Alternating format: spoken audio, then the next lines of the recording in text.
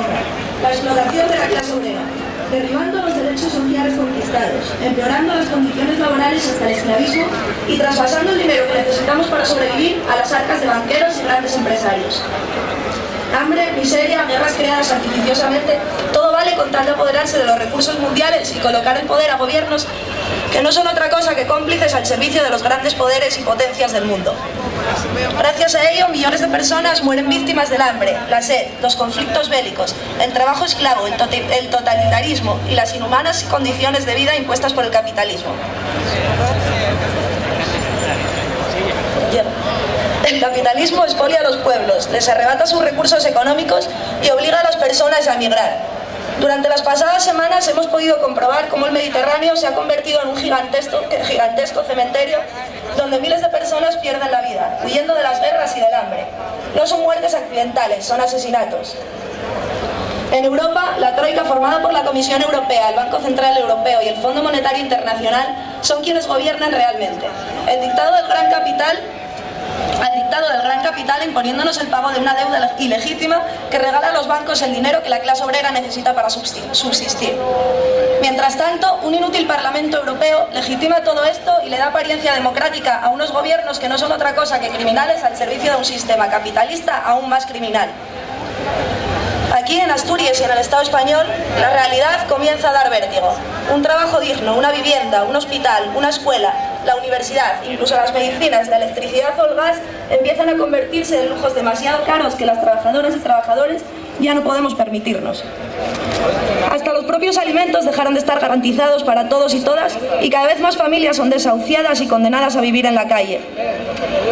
El cambio de legislación que trajeron las reformas laborales provocaron un número interminable de ERES, despidos y cierres de empresas, que nos llevaron a una situación con más de 100.000 personas en paro en Asturias y con una mayoría de trabajadores y trabajadoras a quien no se les dan más que dos opciones: emigrar o aceptar unas condiciones laborales totalmente precarias, sin apenas derechos laborales y con unos sueldos que ya no dan ni para comer.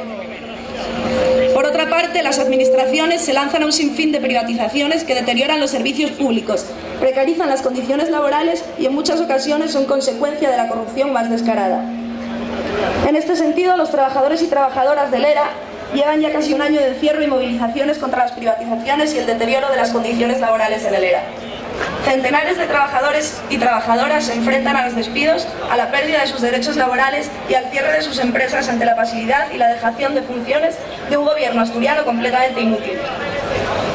Al mismo tiempo, la falta de inversiones en materia de seguridad y prevención, cuando no la permisividad y complicidad de las autoridades políticas y de la Inspección de Trabajo, están provocando un aumento de los accidentes laborales, que en algunos casos no pueden calificarse más que como crímenes laborales. Mientras tanto, el dinero que necesitamos para sobrevivir se escapa por las alcantarillas de la corrupción, las estafas de la banca y los abusos de los grandes empresarios. Pero las cárceles se vacían de corruptos y se llenan con quienes defienden y luchan por nuestros derechos más básicos. La condena a prisión de los 5 mineros de Zarreu por socorrer a sus compañeros accidentados pone en cuestión incluso nuestro derecho a salir con vida del trabajo. Y para que ni siquiera podamos protestar, la ley Mordaza convertirá a nuestra sociedad en un campo de concentración donde cualquier forma de contestación puede conducirnos a la cárcel. Para empezar a poner freno a todo esto es imprescindible la mayor unidad posible en la clase obrera. Pero esta unidad tenemos que construirla sobre unas bases diferentes. Cada vez somos más los trabajadores y trabajadoras que intentamos abrir paso a otra forma de hacer sindicalismo, a otra forma de defender los derechos obreros.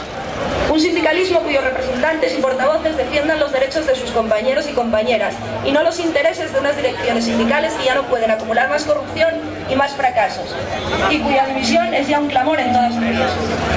Un sindicalismo asambleario, porque somos los trabajadores y trabajadoras quienes tenemos la voz y el voto para decidir lo que debemos o no debemos hacer. Un sindicalismo sin liberados ni subvenciones, sin vender nuestros puestos de trabajo, sin aceptar ni firmar ni un despido ni un cierre de empresa más. Un sindicalismo sin claudicaciones, sin corrupción y sin traiciones.